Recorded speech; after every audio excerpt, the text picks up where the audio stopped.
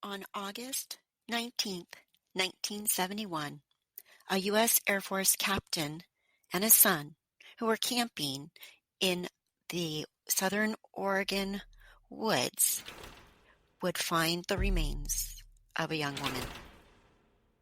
This young woman had not been identified for years. Almost 50 years later, the woman has been identified through the DNA. A young girl left her home at the age of 16 from Aberdeen, Washington, never to be heard from again. She left in either the winter or spring of 1971. The circumstances of her leaving are unclear. However, according to her sister, who was the one that was able to have the DNA for her to be identified, stated that she came home one day and her sister Annie was packing. She asked her sister where she was going, and her sister said, with her. There was a woman there, and Annie left with the woman, never to be seen or heard from again alive.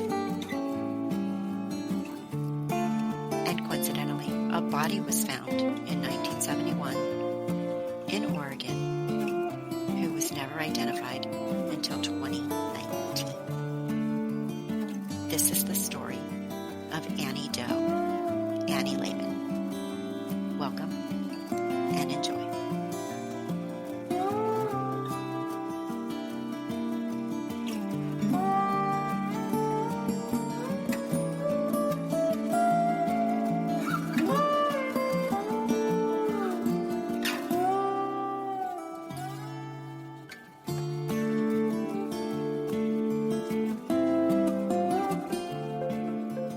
It was 1971 when campers found scattered remains in the woods just north of the Oregon-California border.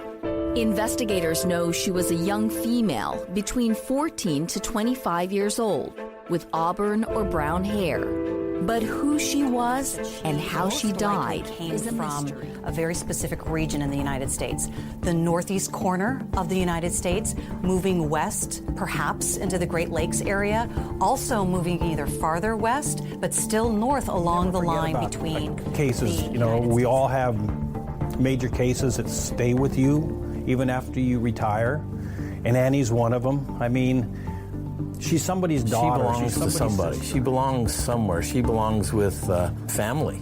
And somebody out there is... 45 years, family and friends have been wondering what happened to her.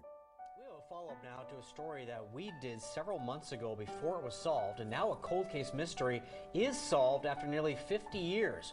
We're learning more about the teenage victim who has finally been identified. Her skeletal remains were discovered in Josephine County near Cave Junction back in 1971. DNA testing recently led cold case investigators to her sister, who confirmed her name, Annie Lehman. Virginia Lehman walked in the door of her family home in either the winter of 1970 or the spring of 1971. There she saw her sister, Anne Marie Lehman, packing her bags. Anne Marie, Virginia, and Alan were the children of Norma and Albert Lehman. Norma's maiden name is Norma Patience Hull, and she was originally from England. They had 3 children, and they did not have the greatest upbringing. These children had a hard time in life with their family because their father was a bad alcoholic, from what is noted. So Virginia Lehman, the older sister of Anne Marie, came walking in and saw Anne Marie packing.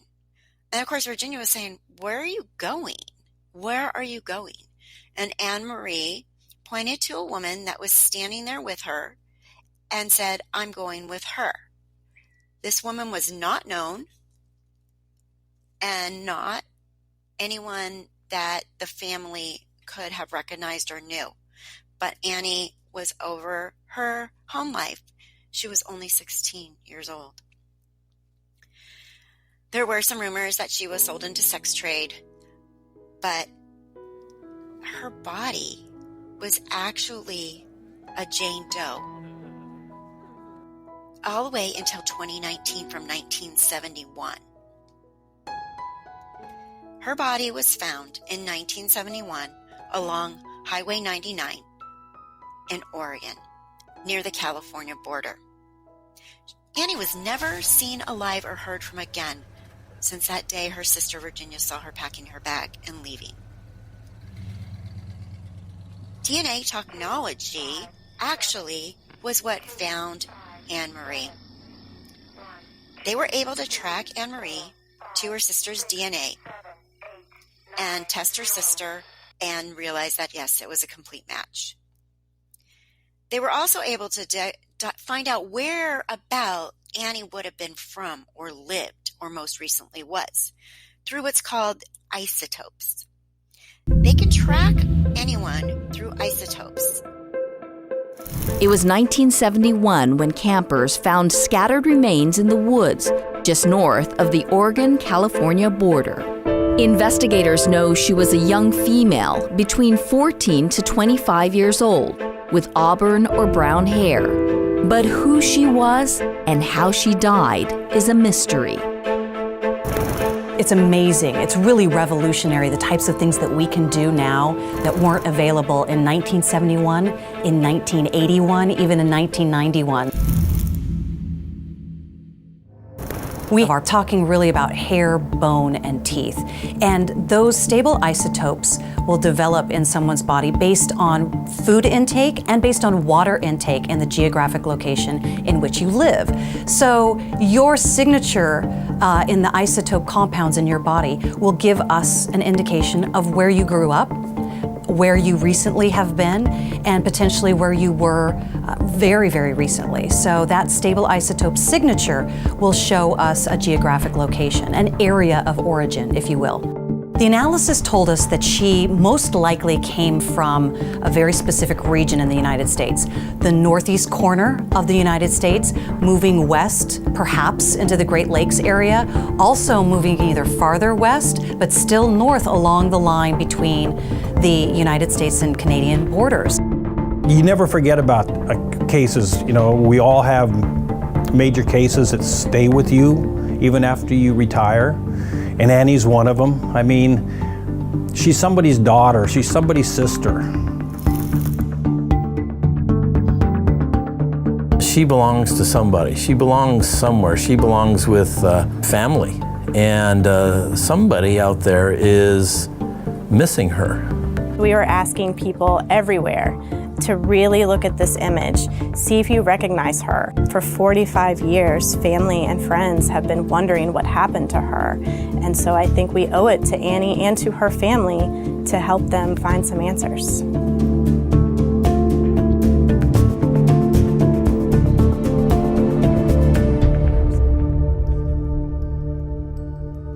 Now, Annie's father was an angry drunk. Annie did not want to live with him. It was a hard time for her. But as sad as it was, leaving probably wasn't the best thing to do because where's Annie? She died. Unfortunately, we don't know what our fate's going to be when we try to get out of one bad situation. We may wind up in another. Campers in August of 1971 were camping in Oregon off of Highway 199, which is the Redwood Highway. Redwood Highway goes all the way from Oregon through California to the coast. It goes right through the redwood forest. It is rural and it is pretty, it's a forest as you drive through it. So Annie's body was found by these campers in the woods right off of Redwood Highway 199. The only thing recognizable were her clothes. She was wearing a houndstooth jacket, Wrangler jeans, a little bit of jewelry, a turtleneck shirt, and shoes. She was not dressed for camping. No one knows what happened to Annie? That part is still a mystery. So Annie's remains were found, and her skeletal remains were placed in basically a locker in the police department. They found her. This was 1971. There were no leads, and no one had come forward and said that they were missing somebody that fit her description. So the investigation came and went, and police were very much interested in finding who the leads were, who this person was, where Annie came from, but there were no leads. Annie had come from Washington. She was all the way south, almost to California, at the border. Now, this was the 70s. The 70s. Remember hippies, the Vietnam War. Hitchhikers were abundant. Hitchhiking was a big thing back then. People hitchhiked everywhere. I remember this. I was about in first grade around the time that Annie went missing, or her body was found actually. And my dad one time told us a story of that he actually messed with hitchhikers on the road, pulled over about 50 miles ahead of them, and sped away, and thought it was super funny. There were hitchhikers everywhere. I remember that. The hippies were hitchhikers. Love, peace, Bobby Sherman. The psychedelics, if you've ever saw Forrest Gump, the cool headbands. You know, the younger people were very about nature and making flowers and flower children and woodstocking go-go boots. I even had go-go boots when I was in elementary school because I thought they were cool. I had red ones, black ones, white ones, and the whole premise then was make love, not war. Young people were very independent. The Vietnam War was going on. That came to an end. It was September 1971. A mushroom hunter and his son were walking along Highway 199 near milepost 35 in Oregon when they found human remains. This isn't the place for this person to be. Carrie Lee is the deputy property control specialist for the Josephine County Sheriff's Office. Her current mission, to find out who Annie Doe really is. I think it was the fact that of my personal shock when I opened a box and found a human remains in the box. Sitting in an evidence room in Clackamas are skeletal remains of the woman believed to have been as young as 16 years old. Also in her box, a pink and tan coat which was wrapped around her head, a knife, and several other clues. But what stands out most to investigators... This is the ring with the AL scratched into it right on the stone itself, which is just different. According to the state forensics anthropologist, there are more than 30,000 unidentified bodies across the United States. 127 of those cases are in the state of Oregon. There are currently 50 unidentified bodies from southern Oregon.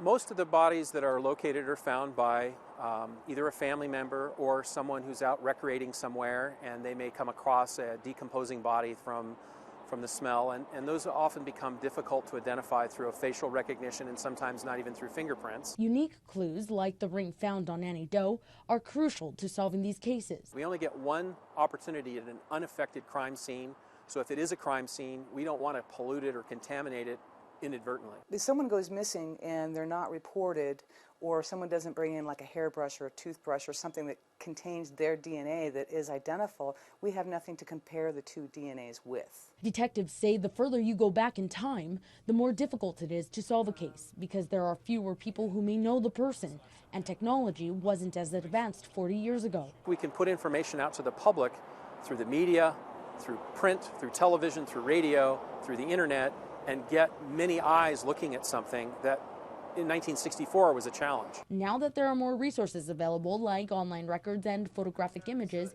investigators are able to go back to old cases and try to identify someone. You can't stop. You can't stop. You've got to keep searching and hoping and trying to think of some other way to find a connection. They say new tips and leads are constantly coming in. Suspicious deaths and homicides are put to the top of the list. The longer the time goes from when the body is discovered to when they're identified to when the suspect is identified, the greater the risk that we lose opportunities to get someone held responsible through a conviction. No matter how much time has passed, detectives won't stop looking for answers. That's really probably the most important thing, is that the families need closure and need to know something. Covering your news, Ashley Carrasco, News 10. Highway 199 is one of the most dangerous highways in the United States of America. So, what about the thought that maybe Annie was involved in a hit and run, a manslaughter? Somebody ran her over and pulled her to the side of the road, and no one ever found her. The area where she was found was considered a dumping ground, although there was a knife found by her body that had deer blood on it, but did not test positive for her blood, so it may have been coincidental. She left at some point that year, or soon before that year, and went all the way as far as Oregon. But she had a map of places to see in California. The woman was never investigated. The woman who was at the house that day when Virginia came home and said, "Where are you going?" and Annie said, "With her." She was never looked into further. At one point, some family member did look up her, I guess, and was told that Annie was sold into sex trafficking, and that was the end of it. There's no information out there that there was any follow-up on that, any reports to the police, any kind of investigation. Annie was 16 years old. She was not even on the planet for 2 whole decades. She was never reported missing. How on earth would she have never been reported missing? I'm sure there was all kinds of dysfunction. Norma and Albert were married in England, and in 1945, and I'm sure that they had hopes of having an amazing marriage and growing up and raising children. She was born in 1921, and she died it's September 24th, 1991 at 69 years old, so she never knew what happened to her daughter, Annie.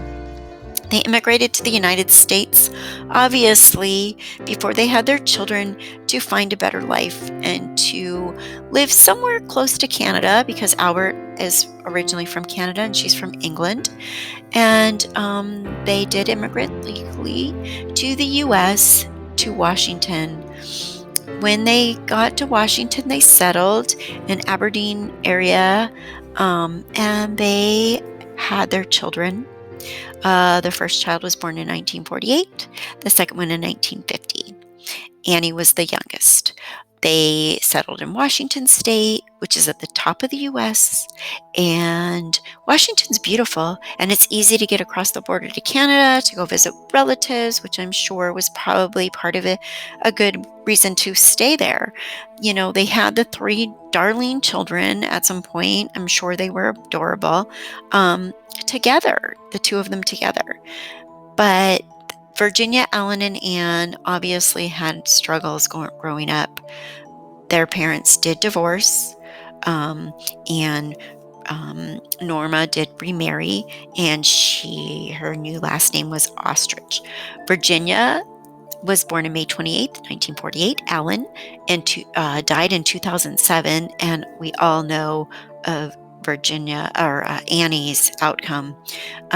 They did divorce, so I'm sure a lot of that had a bit of a struggle, especially back in those days. It was more taboo. People weren't divorcing as if it was a normal thing. But both Norma and Albert were remarried. And Norma married Thomas Ostrich, and they did have a child together. They were married on March 12, 1965. So Annie was still alive and well and at home during that time. She wouldn't disappear for another 6 years. So both were divorced a second time, however. There's obviously a lot of dysfunction, and as sad as it was, Norma and Thomas did divorce. That was her second marriage, and she had her daughter Elizabeth.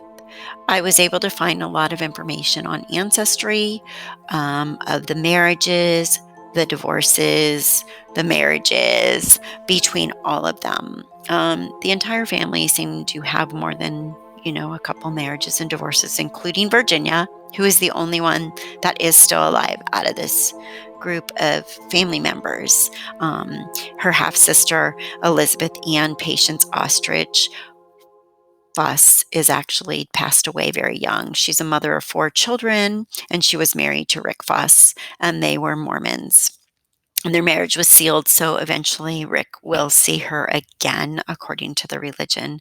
She Hi, was my only name is Dr. Nikki 4 or 5 Vance, years old and when Annie I'm the state disappeared. forensic anthropologist for the Oregon State Police Medical Examiner's Office. I need your help today to try and identify a Jane Doe that we have here in Oregon. This is a young female that was found August 19th, 1971. She was found off of the Redwood Highway, which is very close to the California-Oregon border. She was near milepost 35, and we really believe that her death was based on suspicious circumstances. Jane Doe was a white female. She was between the ages of 14 and 25 when she died. She was about 125 pounds and around 5 foot 4 inches tall. She had auburn-colored hair that had blonde streaks in it. She was wearing a pink and beige checkered coat. She had jeans on, a tan and beige long-sleeve turtleneck sweater, and brown, chunky shoes with big gold buckles on the toe portion. The shoes were Prim Style brand, and they were size 8.5. Jane Doe had a lot of distinctive jewelry as well. One of the more distinctive pieces was a braided ring with a large mother-of-pearl stone in the middle. Someone had etched in the letters A-L on the top of the stone in their own handwriting. She also had a silver, what we consider friendship band. Also found with our Jane Doe was 38 cents and change. The oldest coin in her pocket was from 1970. She also had a map of the Northern California recreational sites with her. So we thought maybe she was traveling on a sightseeing tour. We really have no idea who Jane Doe is, but we have some theories. Because she was so young, we thought maybe she might have been traveling with her family. Perhaps she may be a victim of the Zodiac killer. That might be a little far-fetched, but any information that we can gather to help identify her would be greatly appreciated. If you have any information on who this possibly could be, feel free to call 971-673-8300. In addition, there's a national website called NamUs that the public can use to potentially link up missing persons with unidentified remains throughout the country. You can go to identifyus.org and look at Jane Doe's profile to see if anything looks familiar to you. Her profile number is 10929. I was made aware of this case in 2004, and she's been on my mind ever since then. I would love it if someone came forward. Her family is looking for her. We know that we can identify her. And with your help, I'm hoping we'll be able to do that.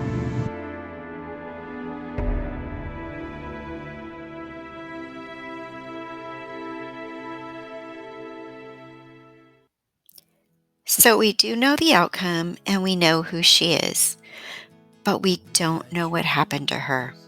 So if you do know anything, if you know anybody tied to this, if you know any little morsel, let's help solve this mystery. Let's give Annie the respect she needs so she can rest in peace.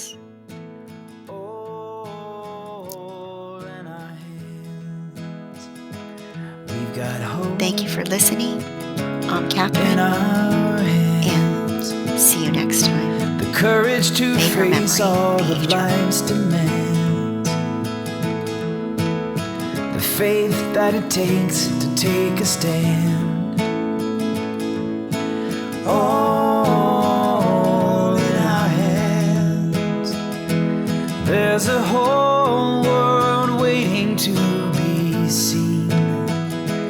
There's a life that we've imagined only in our dreams, and it's right here where we stand.